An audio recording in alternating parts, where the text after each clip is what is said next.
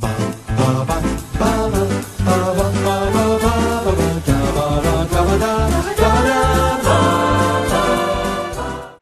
I'm Thomas Carruthers. I'm Will Leggetter. And today we start our third specialised fortnight, and we are introducing, or should I say, sorting out Will's lack of wood in his life. So many jokes, so little time. Yes, now we have our first fortnight. Depending how this goes, we'll see if these are the first six or the last six little blocks of Woody. I should say it's not Toy Story, it's Woody Allen, the most nominated writer ever at the Oscars. I believe he's the most wins. I can't remember the statistics. A personal legend to me. I just finished his memoir. I'd highly recommend that too. The man is a legend. He has written and directed one film a year on average since 1969. That's insane, especially when you look at them and realize that at least 50% of them are good and 25% of them are excellent. I've always loved him. It's sort of come as a what do you call it? It's just yeah, a bit of a meme, I guess. But I was going to say it's simultaneously always come up, but never come up. You've not actually seen any film directed by Woody Allen, Will? No, I still haven't. I was watching Chicken Run for my homework. You've not watched today's film. It's just going to be a monologue. But today we are starting off with what many think is his best film. I don't necessarily think it's his best film, but it's definitely, I thought, a perfect way to start. It's Annie Hall, 77. A relationship, I think, is like a shark. You know, it has to constantly move forward or it dies. And I think what we got on our hands is a dead shark. Woody Allen. I love what you're wearing. Oh, you do? Yeah? Oh, well, this tie is a present from Grammy Hall. Who? Grammy Hall? Yeah, my Grammy. What are you kidding? What'd you do, grow up in a Norman Rockwell painting? Diane Keaton. You don't want me to live with you. I don't want you to live with me. Whose idea was it? Mine. Yeah. It was yours, actually, but I approved it immediately. Tony Roberts. The one with the VPL. VPL. Visible panty line. Yeah, she's a 10 max, and that's great for you because you're used to twos, aren't you? Carol Kane. What's your name? Allison? You're like New York Jewish left-wing liberal intellectual, Central Park West, Brandeis University with the socialist summer camps, and the father with the Ben Shahn drawings, right? And the really, strike-oriented kind of... stop me before I make a complete imbecile of myself. No, that was wonderful. I love being reduced to a cultural stereotype.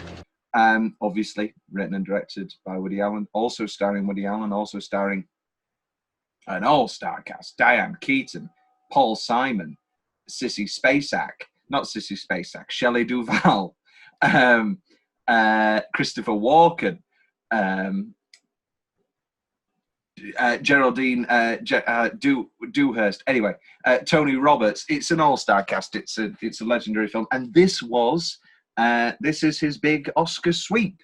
It won Best Picture. It won Best Director. Keaton won Best Actress. It won Best Screenplay.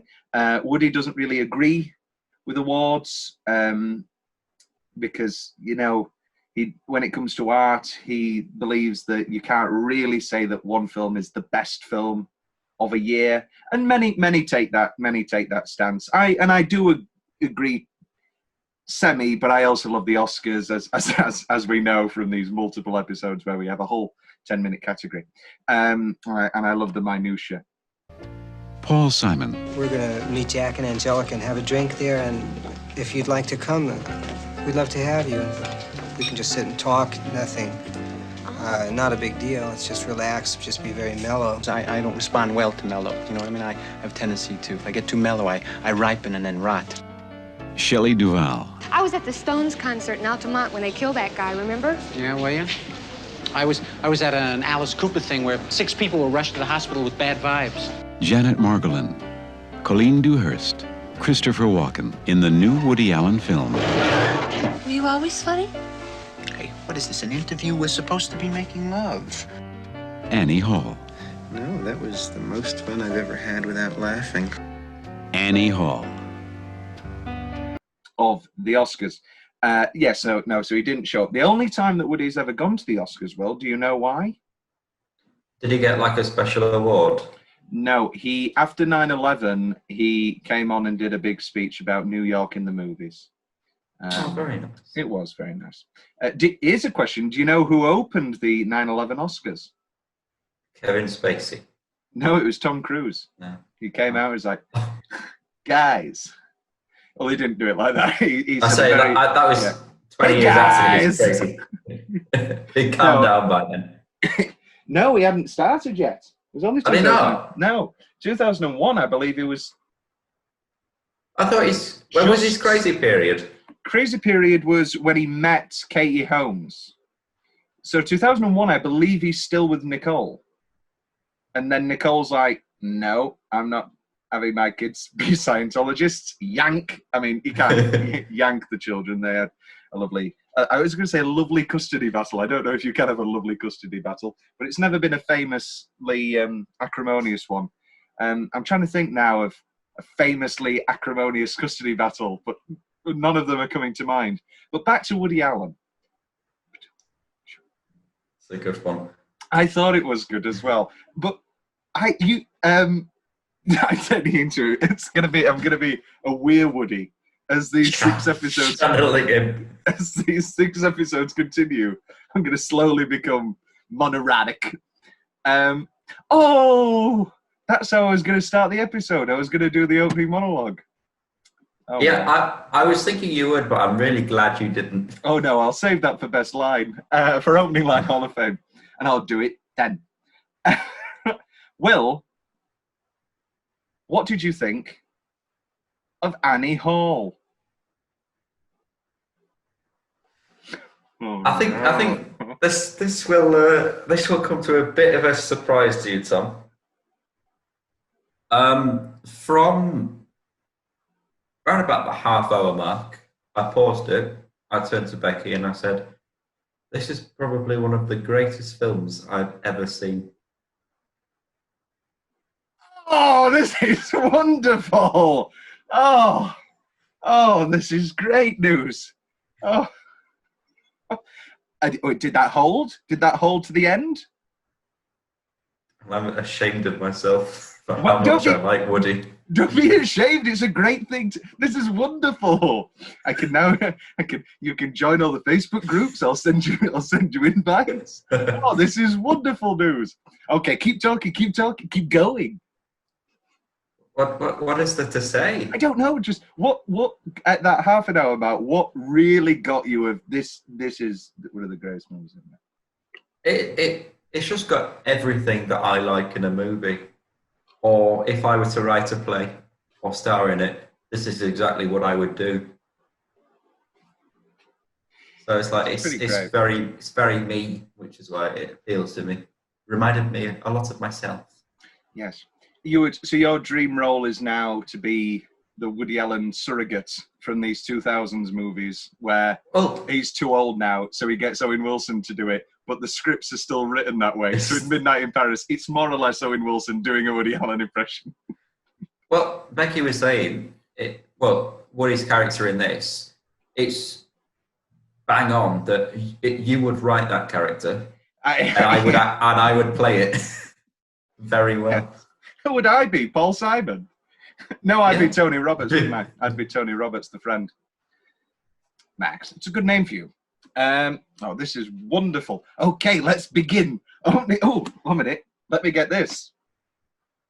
This is something I got in Philadelphia. It's lovely. It's 4 scripts by Woody Allen. And this one has Manhattan. It has Annie Hall. It has Stardust Memories. And it has Interiors, all of which are excellent. So, opening line, Hall of Fame. Here we go. Abrupt medium close-up of Alvy Singer doing a comedy monologue. He's wearing a crumbled sports jacket and tie-less shirt. The background is stark. There's an old joke. Two elderly women are at a Catskills man resort, and one of them says, "Boy, the food at this place is really terrible." The other one says, "Yeah, I know, and such small portions." I don't need this. Well, that's essentially how I feel about life. You know, it's full of misery and death and depression, and it's always over too soon. You know, the other key joke in my adult life in regards to my relationships is usually attributed to Groucho Marx, but I think you can originally find it in Freud. And it's, I would never want to be part of a club that would have me as a member. That's the key joke in my relationships.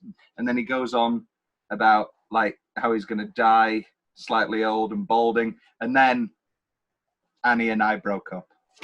And we begin this wonderful trip through past, present of a great relationship. You have or haven't seen 500 Days of Summer? Haven't. Oh, well, I very much like 500 Days of Summer. It hit me in I'm never going to find anybody period of Tom's life. Which has started again. How exciting. Yes, no, this was, imagine that. I don't know whether, here's a question, and I think it's apt, because it's a relationship movie. I don't actually know what was worse, whether it was before the last relationship I had, because I was like, nothing's ever going to happen, or whether it's now, because I now know how great a good relationship can be. That's Tom's big question. What's better, to know what you're missing or to not know at all? I mean, it's a taste of honey, isn't it? It's the famous taste of honey is sweeter than whatever the phrase is. But honey's not the best. Honey isn't the best. I've never liked honey. I made these lovely buns once in food tech. And we had to make our own recipe. And I did honey and cinnamon, and it was infused with the dough, and they were delicious. I mean, they were sweet as all hell. Yeah, they were like You do like sweet stuff. I do love sweet stuff. It was like just eating a bowl of sugar. But they were really nice. I do like cinnamon. There you go. Oh no, cinnamon! I'll put it in anything. It's one of my favourites. Yeah. Any desserts like apple crumble. Plenty cinnamon in that. That'd be nice. That was always a little Annie Hall vignette of my past relationship. Was I'd always buy the hot chocolate, and then my argument would be, "Well, I bought it. Am I not allowed a dash of cinnamon?" And she was like, "No, I don't like cinnamon." And so we never had cinnamon apart from one time where I put it in, and I knew she did. I knew she didn't like it. I knew she didn't like it, but I was like, I thought you liked cinnamon. But then there was more hot chocolate for you. So who really won? Yes, and now I have hot chocolate with cinnamon all the time, and it's really great. Great! What an incredible opening! That's how you open a film. It is. It really is. I mean, I'm thinking through my head now of these 6 openings to these films, and not one of them isn't excellent. Everything you always want to know about sex is a bit different because that's 7 short films. Well, not short. Yeah. We can say it. There's 7 short films. But I'm thinking through them, and there isn't a bad that like he knows it so well how to open a film. It's great. YouTube comments. Came here because of Ted Mosby. You like How I Met Your Mother more than I do, I think, Will. Do you know what this reference is? I've never seen it. I know there's an architect in it, which is probably why you might have gone to that assumption. Well, anyway, I have watched a bit of Ted Mosby. I presume That's Neil, isn't it? No, Neil's Barney. Oh, Ted Mosby is the architect. Ted Mosby's the guy of This Is How I Met Your Mother. He's the main guy. I guess it's a bit Annie Hawley. I mean, it's all very relationships and all that. It seems that Woody Allen has commented here. I wanted to watch this, but this trailer made me feel nervous and on edge. Diane Keaton created a look that's iconic with the hat, glasses, and waistcoat.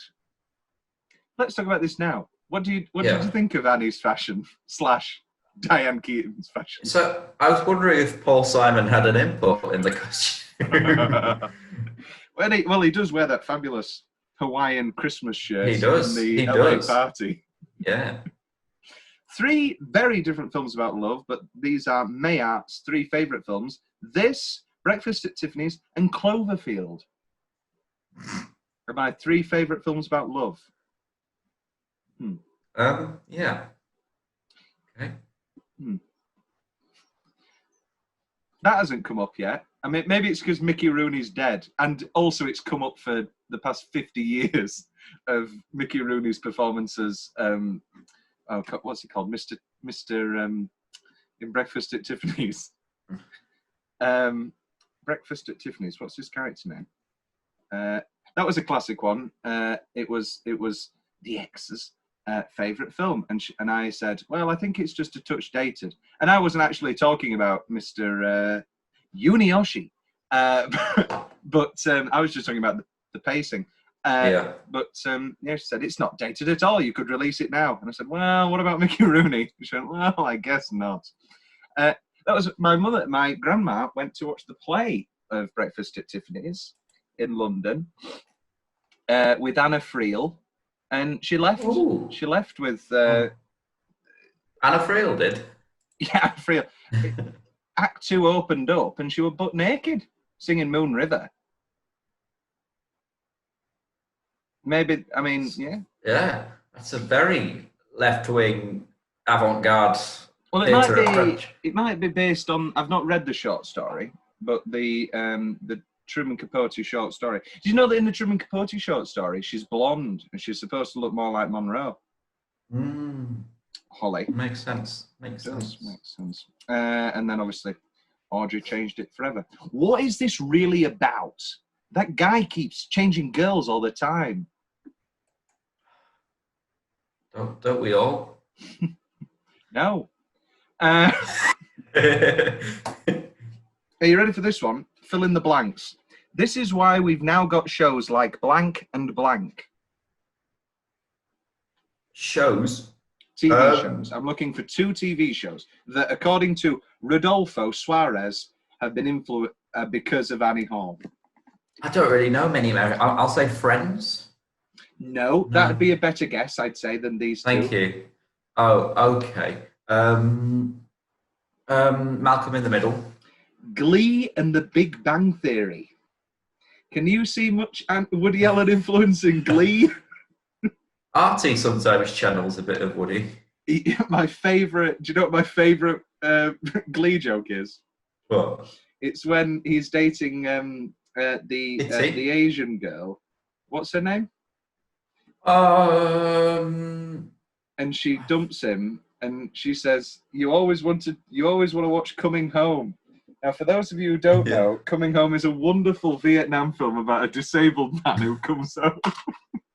It's one of my favourite throwaway jokes. The Glee writers, they were having a fun those time. First couple of seasons, they really go for some of that, what's he called? Stephen Tobolowsky, Ned Ryerson from Groundhog Day. He's like, he sells drugs to the kids. He's really dark. Well, not too dark, because you also have that bust your windows out your car and all that shit. But they have it's some great really funny... until they go to New York. I'll always say that, yeah. Well, to be honest, that first series in New York changed. That's not the only thing that changed. I mean, it wasn't because of him. Well, that was another thing. He was going to get kicked off the show anyway. Did you know that? Well, yeah, because he was just very depressed all the time. But so he wouldn't have come back anyhow. They sang a Rent song though to remember him. Why do Rent? Yeah, not to be too uncouth about the poor guy's death, but if somebody sang Rent at my funeral, I'd come back from the dead and say, this was worse than my actual death. Thank you very much. It can be arranged. It can be arranged, Tom. Take me for what I am. Me on top of the coffin. Yeah. Anyone who thinks this is boring has a low attention span. And yes, this is better than Star Wars. Well, of course, this was the Star Wars years. It was this, Julia, and, well, we'll get to it. Yeah. Star Wars were the big winners. Yes, Star Wars was the Oscar race was for Best Picture. Well, as you say, we will get to it. 10-minute stretch. I'll start this week. Well, okay. You can start on single minute. I think single minute's easier. Did you really? Yes. I really struggled with 10-minute stretch this week. I did, because I've only got one 10-minute stretch nominee, let alone winner. Okay, shoot your nominee then. Well, my 10-minute stretch is the dinner with the split screen into Christopher Walken's confession. We went over to the swap meet. Annie, Graham, and I got some nice picture frames. We really had a good time. Anne tells us that you've been seeing a psychiatrist for 15 years. Yes, I'm making excellent progress.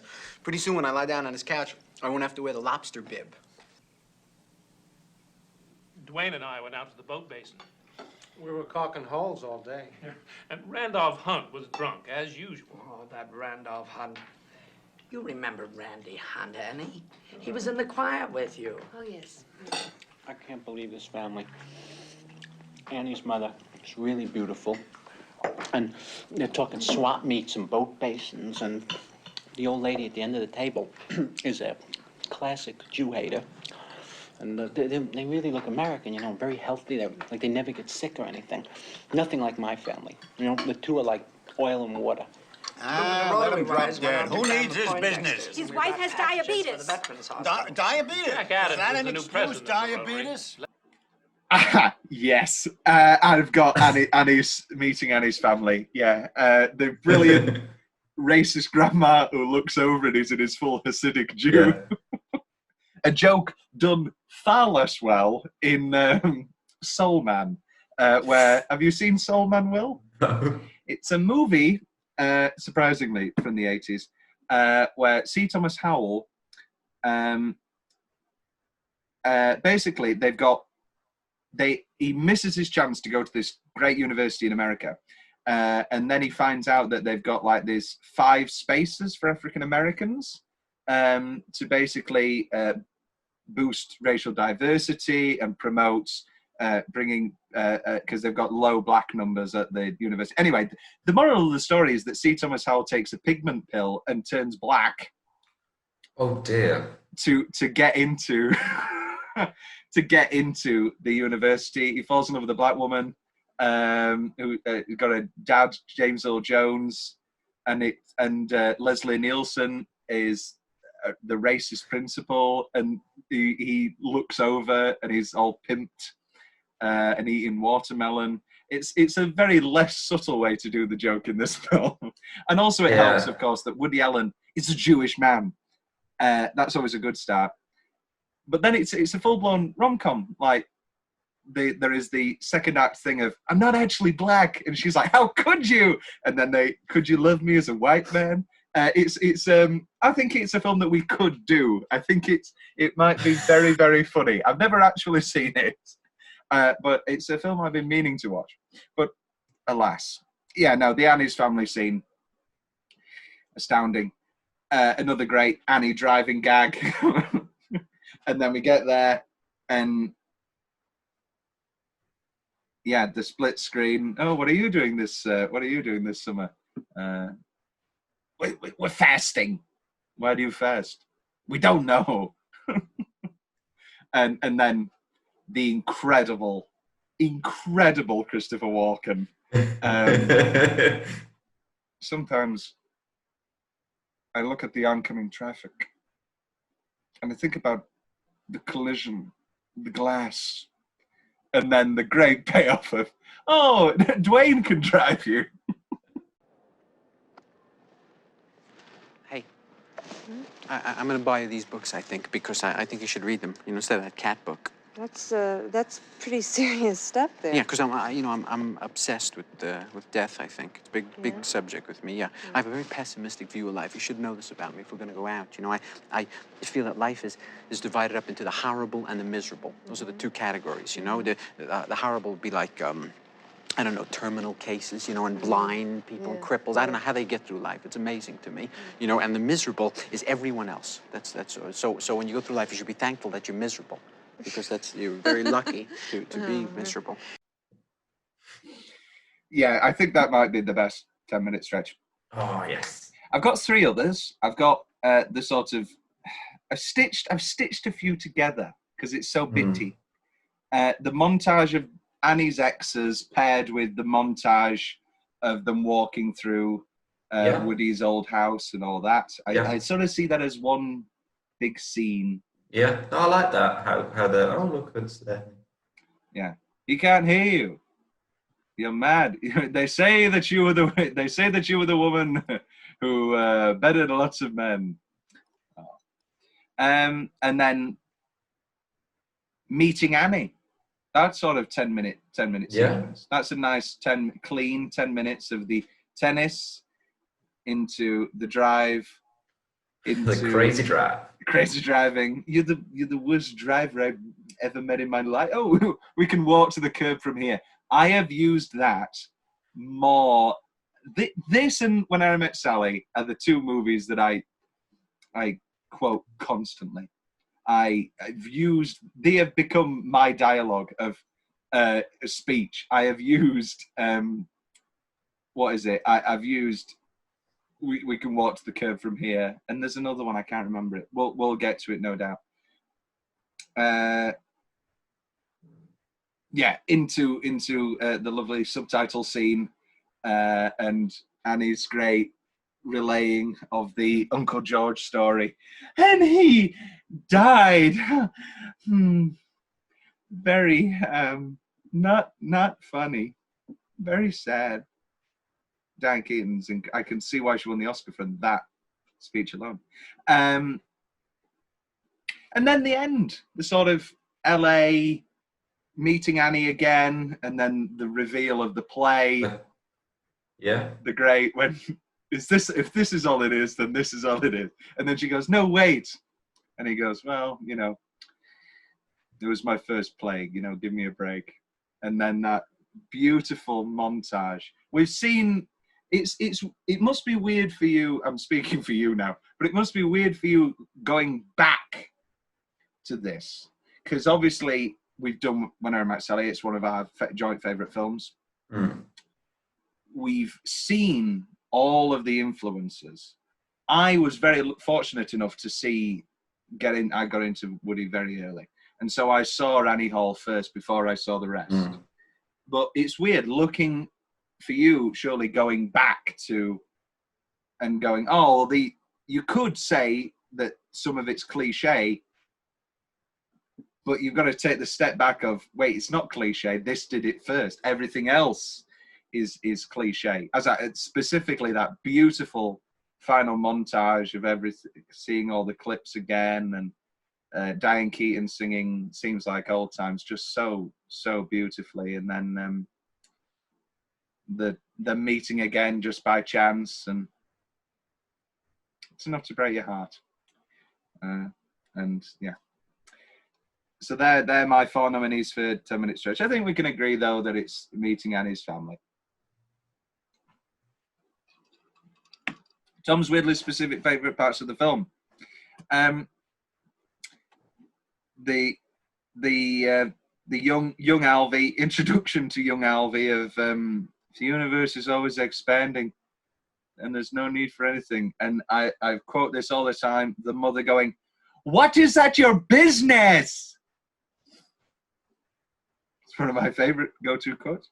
The Marshall McLuhan scene, where he actually pulls out Marshall McLuhan, and he's going, "Oh, well, well, I've got Mr. McLuhan right here, and that great, what if life was really like this?" I love him going to bed with Carol Kane, and going, no, no, no, I can't get it off my mind. And he's thinking about the JFK assassination and the Warren Commission. That was a moment that I got a rather large... I think, no, your theory about this being us is quite very apt. I obviously watched this with my ex, and I got more than a few knocks on the arm at points. I haven't stopped lovemaking because of the JFK assassination, but I have talked about the JFK assassination. Oh my God, I can't even speak. The JFK assassination an awful lot. The Lobsters is classic. It's Lobster's very great. You know, come on, you speak shellfish. I love Diane Keaton's delivery of, oh yeah, you're what she'd call a real Jew. Out of the blue, hard cut to his reaction. Jesus, here, you look like a very happy couple. Are you? Yeah. Yeah, so how do you account for it? I'm very shallow and empty, and I have no ideas and nothing interesting to say. And I'm exactly the same way. Valentine's Day is a good time to look once again at Woody Allen's beloved Annie Hall, the only one of his many fine pictures to win a Best Picture Academy Award. Now, Annie Hall is certainly one of the funniest movies ever made about romantic love, but it's not exactly what you would call a romantic comedy. You like New York Jewish left-wing liberal intellectuals, Central Park West, Brandeis University with the socialist summer camps, and the father with the Ben Shahn drawings, right? And the really, you know, strike-oriented kind of... stop me before I make a complete imbecile of myself.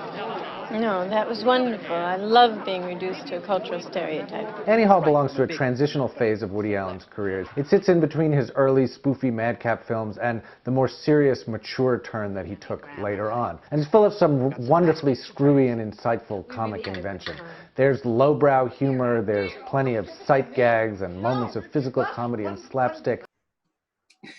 Just adore this film. Beach bench game. I play that all the time.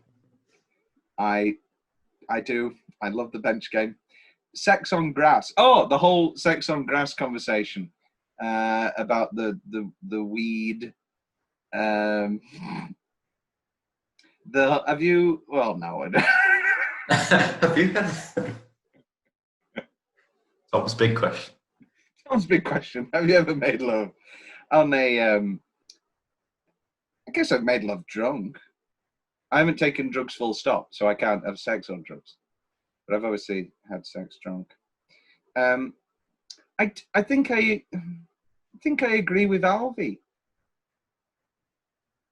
I mean, I wouldn't stop a girl from taking weed, but I guess it'd be. I guess I'd understand. I'm not as anxious as him, but I guess I would understand the sort of. Come on, do you really need that? Is it that intolerable? I see where he's coming from. This is the thing. I can put myself in his shoes. The Sinatra dream. Well, no, she said that you're called Alvy's singer, so that's maybe what it was. And he had glasses. You never said that he had glasses. Joey Nichols. Nichols. Just think of me as Joey 5 cents. Forrest found that funny.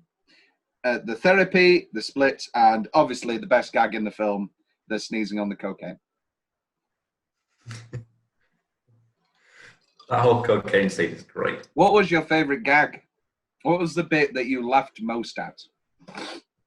Oh, let me notes. We'll get to it. Okay, fair enough. We'll take a pause before we get to your more general favourite parts of the film. What did Becky think?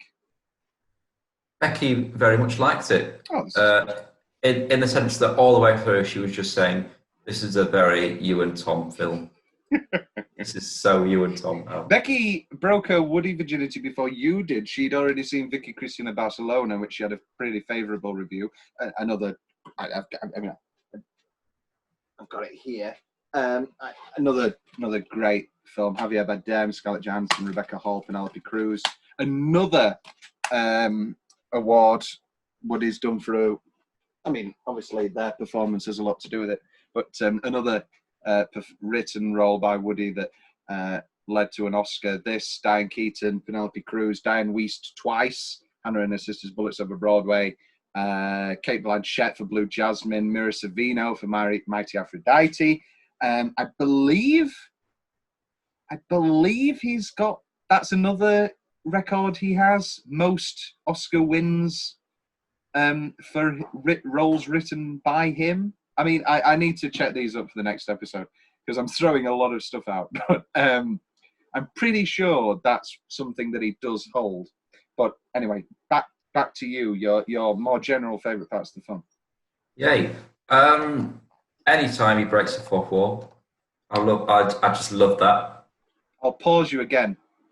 I have come to hate fourth wall breaks because nowadays I think they are so lazy and everything. There is no sincerity anymore. Everything is, it's like Rick and Morty. Rick and Morty for me. I love Rick and Morty. No, I love Rick and Morty too, Will. But these past couple of seasons are getting just too. There's a Scream. Scream takes the piss out of itself and the horror genre. Yeah. Scream also opens with 10 minutes, one of the most horrifying horror openings of all time. After doing that, you can take the piss out of whatever horror trope you want. It earns it. I don't think a lot of these fourth wall everything's meta now. Everything is meta. Deadpool for me is just going a step too far. I enjoy the scenes, the comedy and the action scenes in Deadpool 2. My favorite comedy scene in Deadpool 2 was the bit where they all die straight away. And that's not a big... That's a great scene. Yeah, that's great. And it's really funny. But the joke is in the world. I found that infinitely funnier than, Marvel. I don't know why my Deadpool is Woody Allen. But, it's so dark. I bet you're from the DC universe. I don't find it funny. However, this I love. I'm so angry. I'm throwing my pen about. This I love fourth wall wise. And Ferris. And I think it's because they're fourth wall breaks within their own world. It's not breaking. Anyway, that's my mini rant over.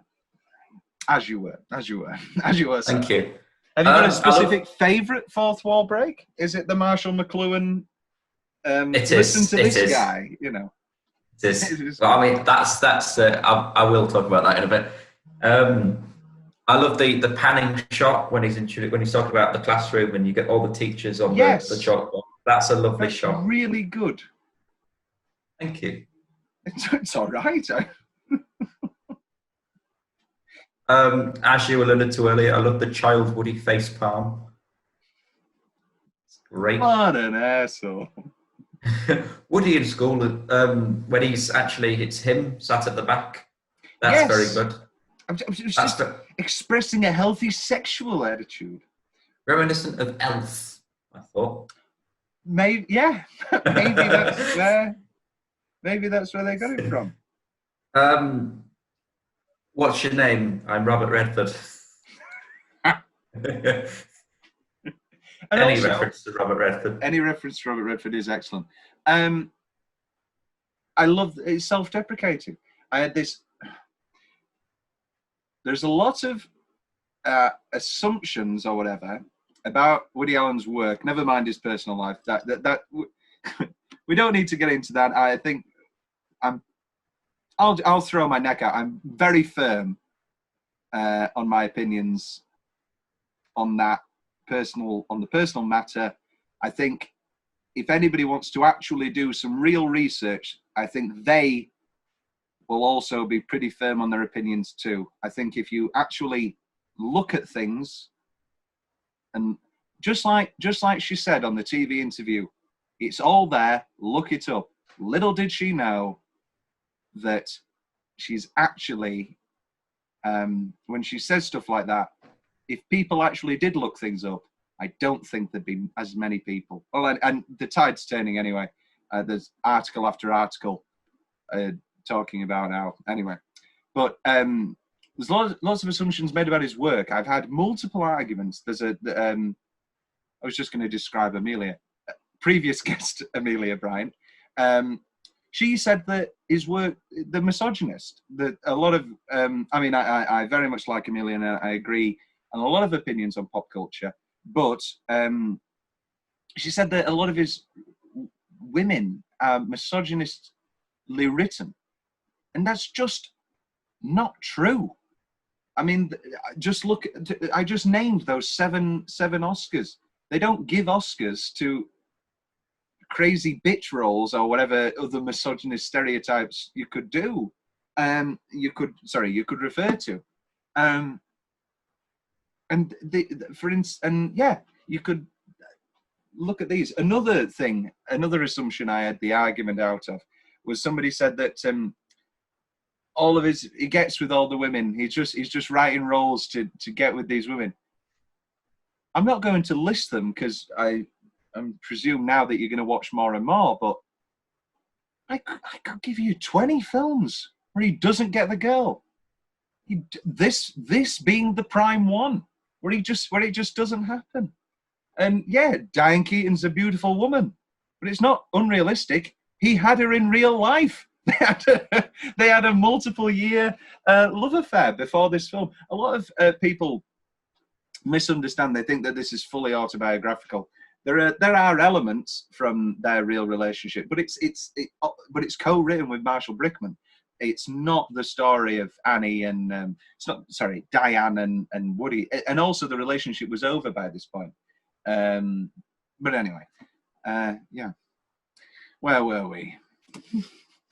Where he puts the red mood lighting on. I love that. It's very me. We can develop lights as we can develop photos as well. It's a great guy. I've just written the words Christopher Walken. What a man. A great surprise. I was like, just at the far corner of the dinner table. No, I had no knowledge of Chris Walken. I think this came up, and I didn't tell you. I remember this now. I was going to tell you, and then I was like, no, it'll be a lovely surprise. And then last on my list of notes, I like the cartoon bit. That was fun. Yes, that was good. I know lots of great girls for you to meet. You always say I'm on my period. There we go. That's a joke that I've never enjoyed. I can't be on my period. I'm a cartoon character. That's one of the only jokes that I really find cringy in this film. That's one of the only ones. Oscar travesty. There is none. It won everything. And I think that Do you think Richard Dreyfuss should have won? Yeah, Goodbye Girl's a nice film. Yeah. I don't think he's as good as Richard Burton in Equus. Richard Burton in Equus is far better. It's very, very. John Travolta in Saturday Night Fever. He can dance. He can dance. The man can dance. Diane Keaton in Annie Hall. We haven't really talked about Diane yet. I thought that you mainly because you know because we'd be here for an hour. I'm hit and miss with Diane. You're famously hit and miss with Diane Keaton. What did you think of Diane Keaton in this film? I think she was very good. This is one of my favourite Diane Keaton movies. Because you do see elements of what I don't like about Diane, but it fits the movie, fits the character, and it's not out of character. When she does it out of character, that's when I don't like it. Yeah. La-di-da, la-di-da. Lovely. However, I will give lip service to The Turning Point, a very underrated movie. Anne Bancroft and Shirley MacLaine are both excellent in it. However, yeah, let's have the Star Wars argument. Is Star Wars, if we're talking about, it depends how you look at the Oscars. Annie Hall is a better film. And actually, famously, Star Wars, the first one, they're calling it Star Wars here. We now call it A New Hope, whatever. Wasn't a very well directed film. It was famously saved in the editing. It was a shit show that was, famously saved in editing. I think there's no travesty here. I think it's an Annie Hall sweep. But it swept in all of the creative subjects. Yeah, it won its screenplay, obviously, rightly so. This was the first film that Woody worked with Gordon Willis on. Where are we? Where's cinematography? Yeah, that he worked with Gordon Willis on. Gordon Willis, famously, the Prince of Darkness. He did the beautiful cinematography on the Godfather movies. He worked with Woody for an abundance of films, yet no nomination, which to me is baffling. Very, very baffling. Editing also. I mean, they've got to give Star Wars something, but is Annie Hall not so it is so well edited? Alas. World's favourite building or set? It's the bookstore, because I love a bookstore. I do. I could spend all day in a book. Sometimes I do. But on a nice day or a rainy day, any kind of day, Waterstone's in Wakey. You can walk up there, you can pick a book and read it, and not have to pay for it, and go home. Where do you... Well, you're going to really like Hannah and her sisters. But where do you sit on... Do you prefer a used bookstore or a new bookstore? I don't really care. Right. Okay, it's just a question. It depends what I'm wanting to buy, because if it's a new release, I'm not going to find it in a used bookstore, am I? Yeah, true. I've always been more of a used man. I like a browse. I like quantity. You get that? What? Yeah. I've never really. Well, no, I have been in a used bookstore. I've been in the biggest one at Barter Books. There's an old joke. Two elderly women are at a Catskill Mountain resort, and one of them says, "Boy, the food at this place is really terrible." The other one says, "Yeah, I know, and such small portions."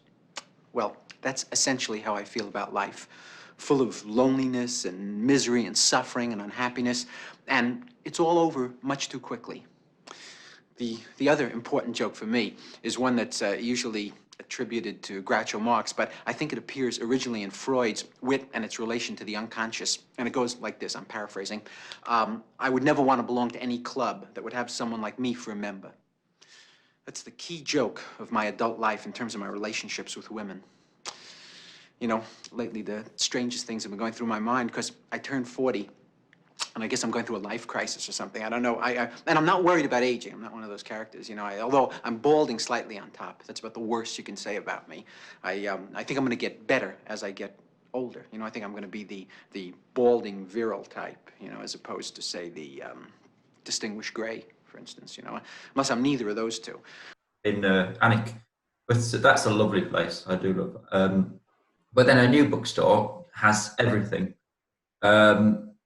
But the closest the price for triple, yeah, quadruple sometimes. Yeah. I do like going to the back of a charity shop and there's some books. Oh, charity shops. Yeah. I love a charity shop. Yeah.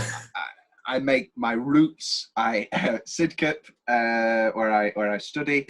I have my days out to Bexley Heath. I'm like a retired person now that I'm single. I've become a retired person. He does his tour of the charity shops. I do Sunday or Saturday. That hopefully there's a night out or something planned on the evening, so I don't just go home and watch TV like a genuine retired person. But I go out, I get on the bus early in the morning, go watch a film. I have a nice a coffee shop or something. Do the charity shop run. Go to CEX. Go to Asda or whatever. That's my life nowadays. And isn't it great? Best single minute. Why don't you kick us off, Will? Well, my nominees are the Meta movie queue, the classroom scene, the subtext subtitles, and Woody going up to people in the street and asking them random questions. Yeah. Yeah.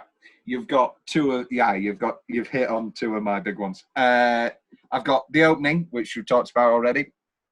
The ending, which we've talked about already. Specifically the meeting again, and she was going to see Sorrow and the Pity, which I took as a personal victory. And the classroom specifically, I love to imagine where these people are now, and the kids saying them. I used to be a methadone addict, now I'm a heroin addict, and that final little girl, going, I like leather. Pitch perfect company. I also like I own a profitable dress company. That's a good one. Right. My mum's go-to question anytime that Ed Sheeran song comes on is, what do you think his friends think when they hear this song? One died, one overdosed, one's onto a second marriage, one's miserable. If I were his friends, I wouldn't like that. Anyway. And then both the times he talks to people on the street, ending with him talking to a horse. Yeah, that's a great scene. I think for me, the best minute is the movie cue and the meta, because that's my sort of thing. I love it. Closely followed by the horse. I'm a sucker for any time Annie sings. Two of my favourite standards. Obviously, I Love It Had to Be You, mainly because of When Harry Met Sally. When Harry Met Sally, yeah.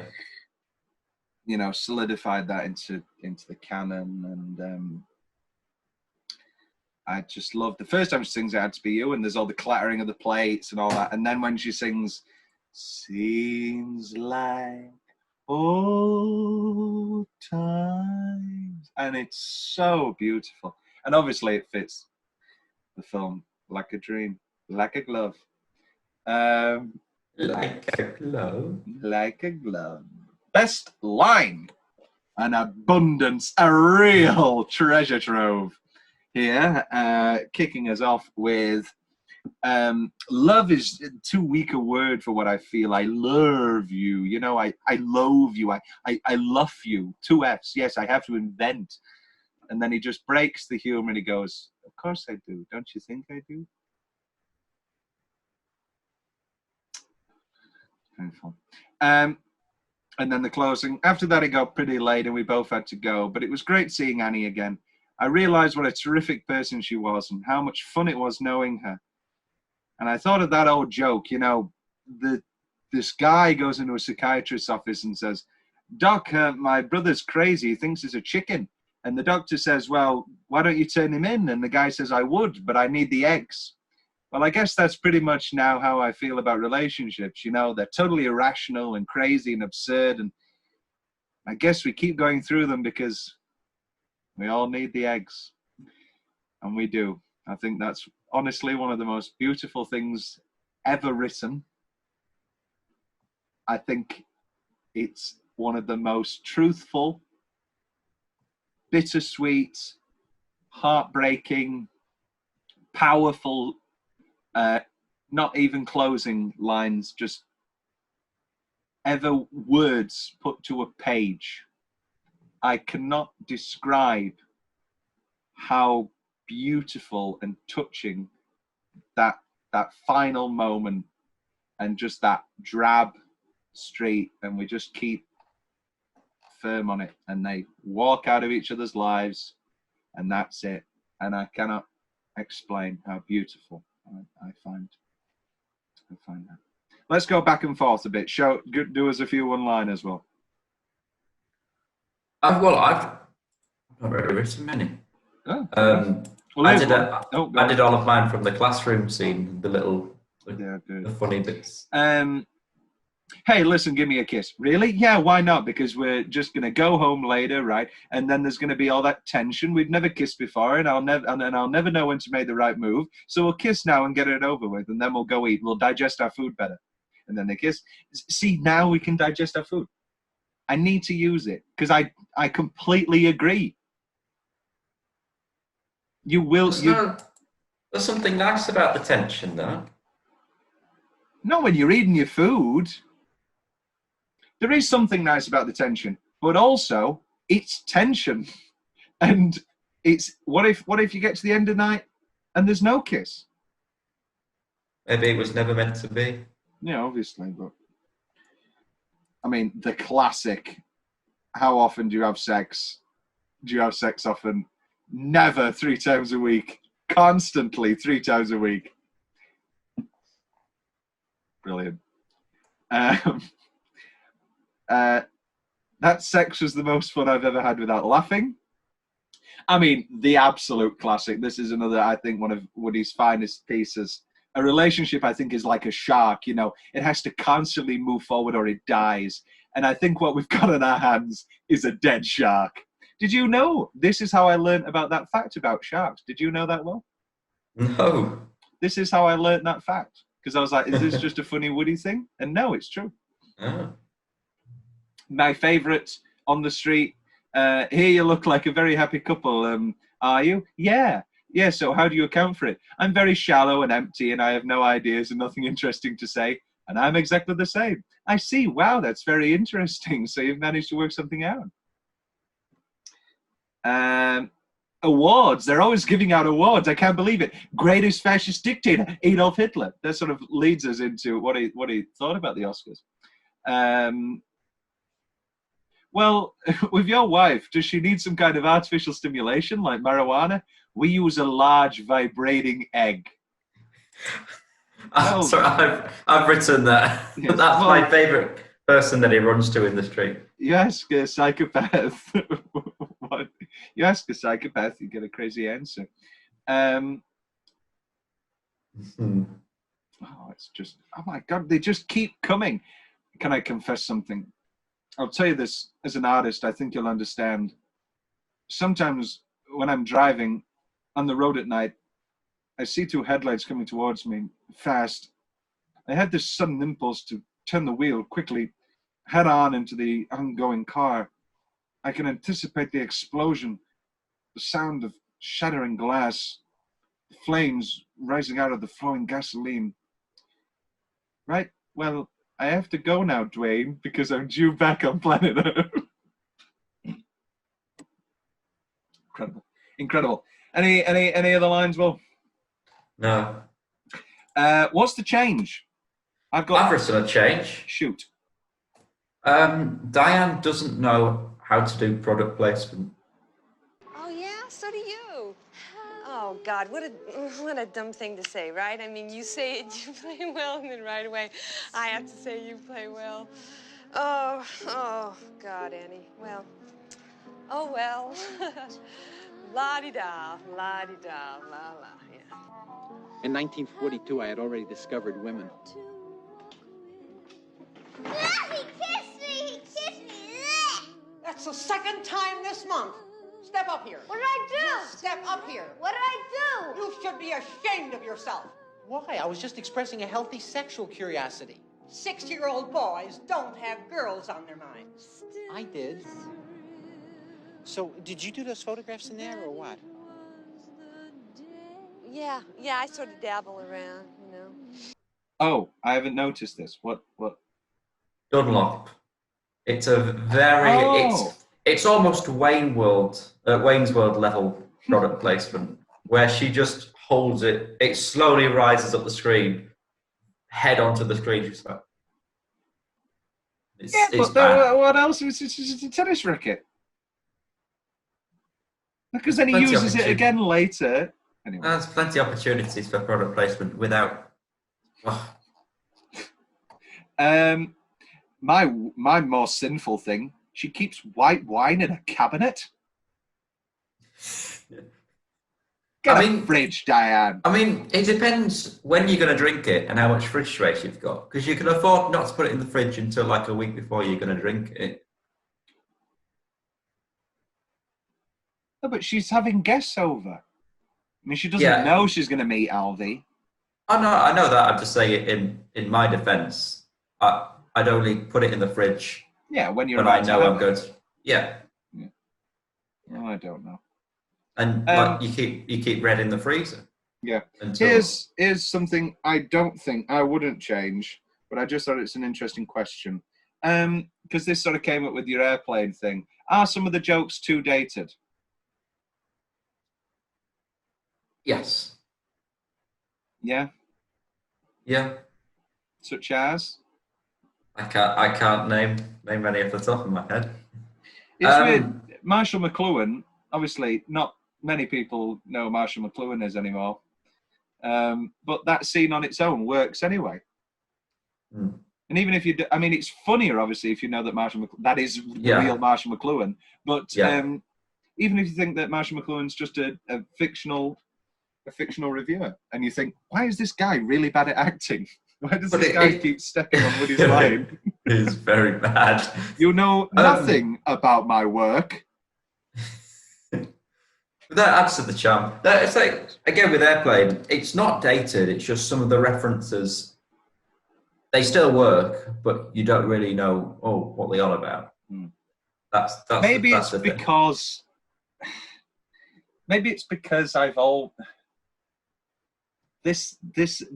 the reference, like I love, how bad your headache? Oh, it's Ghosts level, like Oswald in Ghosts. Like, I love Ghosts. I know that play. There's another great joke in You'll Meet a Taught Dark Stranger, where Anthony Hopkins takes this sort of, just call her Thick, this prostitute to a play, and she goes, yeah, but you took me to that play about ghosts and it wasn't even scary. And he goes, well, yes, they were metaphorical, the ghosts, they weren't real. It's great stuff. Great stuff. That's it, really. I don't have any other changes. Do you have any other changes, Well? No, just product placement. Get it right, Diane. Yes. What's left from Will's notes? Nothing really. I've talked about it all. Yes. Here's a few things. Tony Roberts. Very much enjoy Tony Roberts. I wish that they did more films together. Yes. They were in a play together, a wonderful play called Play It Again, Sam, which Woody wrote. And that's where they met Diane Keaton. And Tony Roberts remembers sort of, I remember a few days where I wasn't asked to dinner after the show, and I thought, oh, well, I guess I'm eating alone again tonight. And that's where they realised. And that did get turned into a film, not directed by Woody, directed by Herbert Ross, with Woody and Diane and Tony Roberts in it. And there's a guy who loves Casablanca and loves Woody Allen. It's just like here's a fun fact regarding Tony Roberts. He has done stuff recently, including the 2017 remake of Dirty Dancing. Oh, have you seen that? Oh, well. What a trash fire that was. That last scene, when it was all a play. It was all a play. And they have to cut. Yes. Just before the We don't want to fat shame Abigail Breslin, but it's a very awkward cut. Like the original lift is this beautiful run with Jennifer Grey, and she takes her. It's very, very rough. Yeah, and then he's in a show. Yeah, he's made a musical of it. Oh, terrible. Terrible stuff. Wonderful Bruce Greenwood, though. Anytime Bruce Greenwood's in a film, great in the final season of Mad Men. You've even got that to look forward to. What's left for? Yeah, we're on me. Nice Jeff Goldblum. People think it's a cameo. It's not. It's one of his first roles. Yeah. I forgot my mantra. Great Goldblum. What do we think of Paul Simon in this movie? I think you wouldn't think twice about him. Oh, he's not an actor. He's very good. I mean, I also like him as a singer-songwriter. Sort of, yeah. Do you love me? I mean, love is too weak a word for. I love you. I loathe you. I love you. No. With two F's. Is something wrong? No, why? I don't know. It's like you're moved. No, I'm fine. Really? Uh-huh. I don't know. You seem sort of distant. Let's just do it, all right? Was it my imagination, or you're just going through the motions? Alvy, do you remember where I put my drawing pad? Because while you two are doing that, I think I'm gonna do some drawing. Boy, sometimes I wonder where my classmates are today. I'm president of the Pincus Plumbing Company. I sell taluses. I used to be a heroin addict. Now I'm a methadone addict. I'm into leather. Come on, Alvy, they're only baby ones, for God's sake. If they're only babies, then you pick them up. Oh, all right. Yes, Probably one of the greatest of all time. I think we're both very big fans of. Oh, massive! I've got an abundance of Simon and Garfunkel piano books.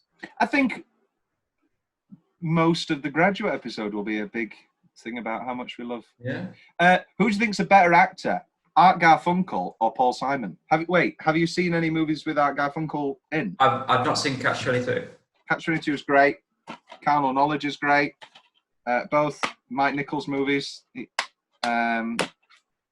we'll get to them. Very good movies. Tennis double dates. Oh, I thought this would be coming up. Sorted out well. Why don't we go on nice double dates and play tennis? Well, I've got a partner. You're putting I know you've got a partner. Just rub it in there. The whole point of a double date is that you need to bring the someone. No, the whole point is that they bring Annie, and it's like, oh, this is Annie. I just feel like a lot of pressure's been put onto my end, and you're not even. I'm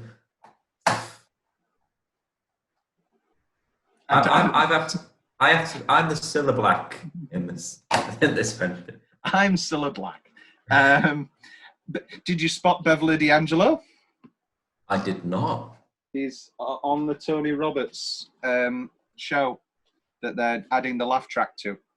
Oh. Beverly D'Angelo, famously, The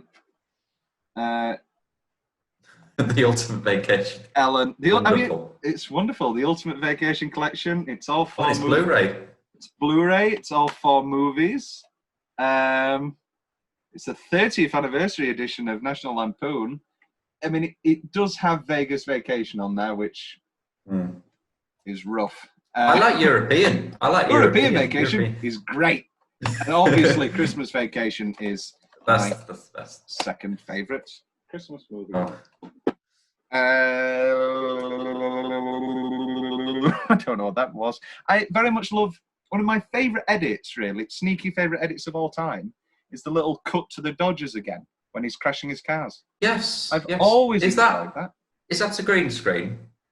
What do you mean? Him crashing the cars? That first Dodger in the opening when he's talking about him as a child, is it a green screen or is it actual? So.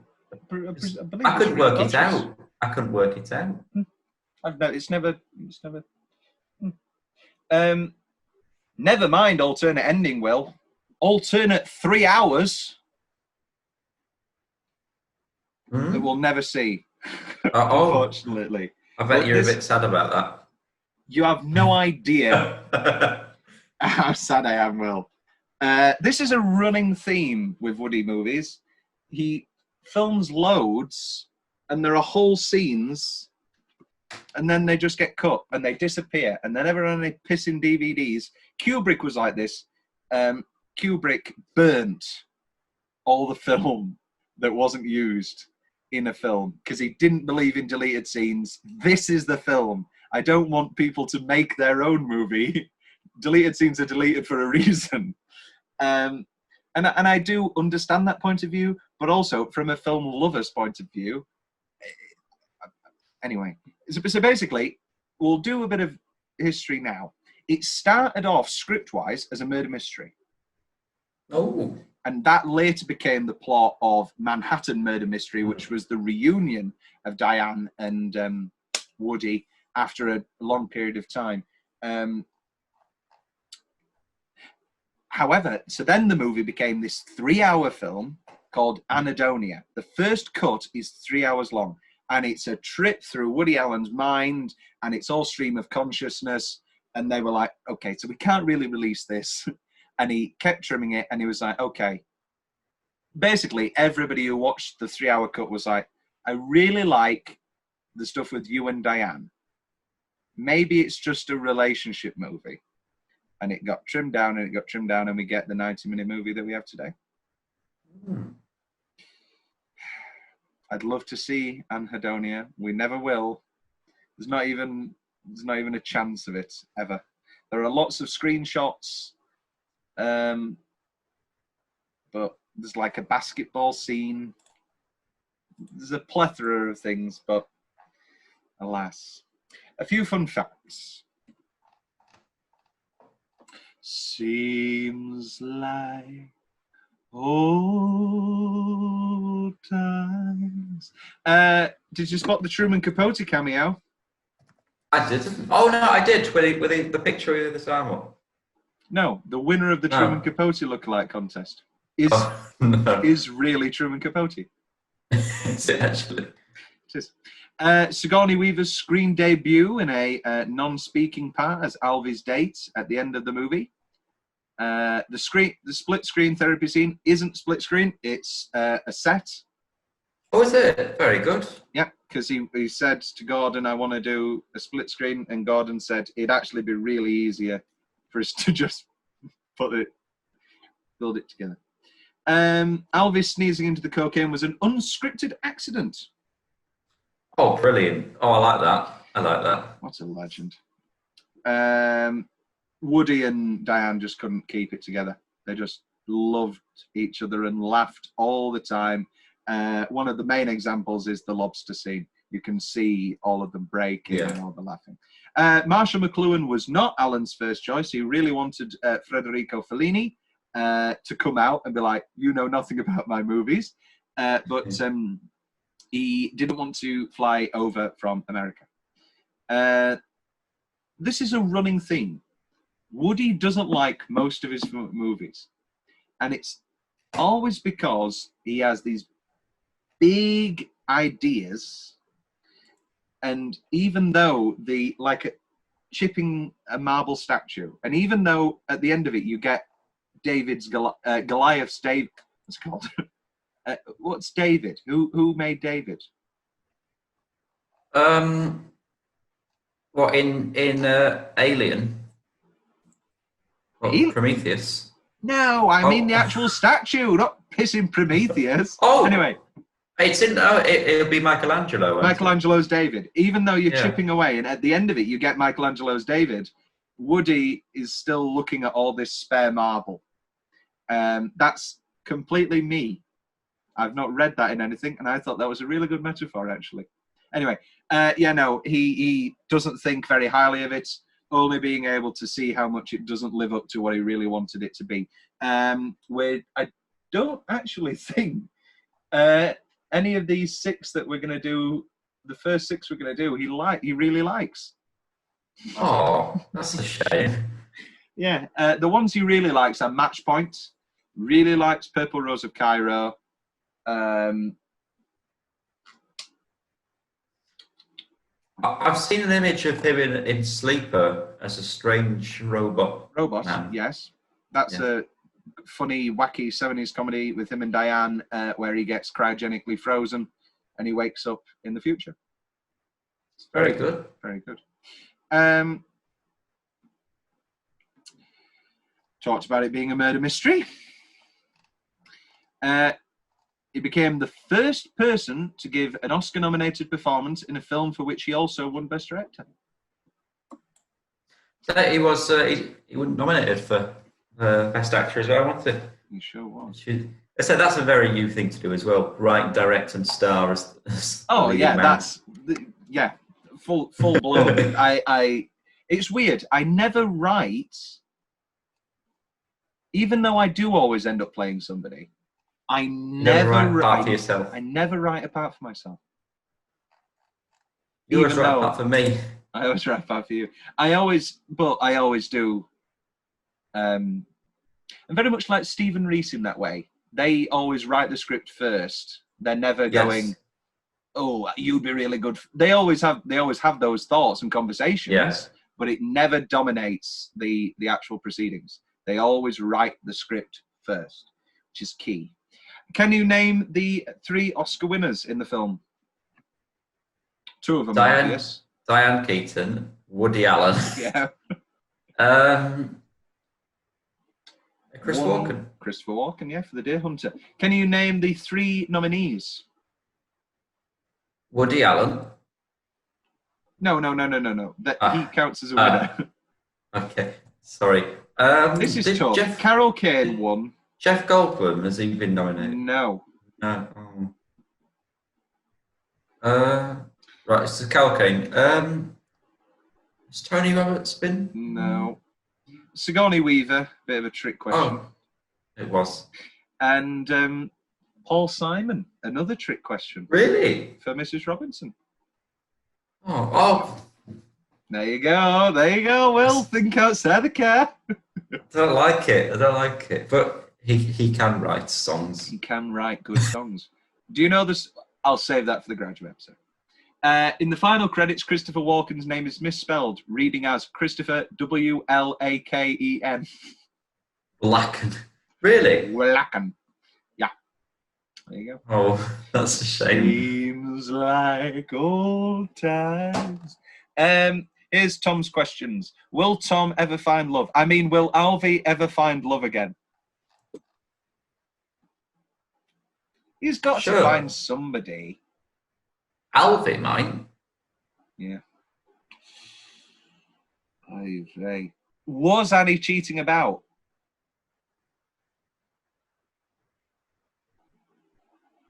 Was his paranoia justified? No. I don't think paranoia can never be justified. Lingerie. I don't know how far we want to go with this conversation. We could talk about the Father's Head episode, one of my favourite, but they get stuck in the lingerie line. Or the priests. Should the man always buy the lingerie, or should the woman? I don't think it matters. If it's it a present. It doesn't matter. But as a present, is lingerie a good present? Because she says straight away, I think this is more of a present for you. I was going to say, it's more of a, you're buying it to please yourself, aren't you? Yeah. It's a selfish present. It's a good job he gets the necklace, the bracelet. If you were to buy lingerie, you're going to have to buy something else with it to go with it. Yeah. Yeah. Just like in Elf, for someone special. Just like in Elf. Oh, so industrial. Synopsis of a sequel. I mean, that's not happening. Closing Line Hall of Fame, we've already touched on that. Incredibly beautiful piece of writing. Will, are you now more and more excited about the next 5 films? You know what? I really can't tell. I mean, it's a good start. Do you think it's going to be a one-off? I hear Blue Jasmine is your favourite, Woody. It's my second favourite. Right. Oh. We are doing my top 4, I believe. Crimes and Misdemeanors is my favourite, which is our 6th film. Yeah. Blue Jasmine is my second. Then probably Annie Hall. Then probably Everything You Always Wanted to Know About Sex. We Were Too Afraid to Ask. Then probably Hannah and Her Sisters. So many good films. I'm probably going to say, I think you might agree with me. At the end of this, I think my prediction will be my 3 favourite films will be Annie Hall, Everything You Always Wanted to Know About Sex, and Midnight in Paris. You have got a lot going for you in that Midnight in Paris. I have. Michael Sheen, Owen Wilson, Rachel McAdams, Marion Cotillard. That's a me film. You might not like it as much because you'll be like, why isn't Owen... Because it's a bit of a love triangle. Anyway, we don't need to get to it. Ooh.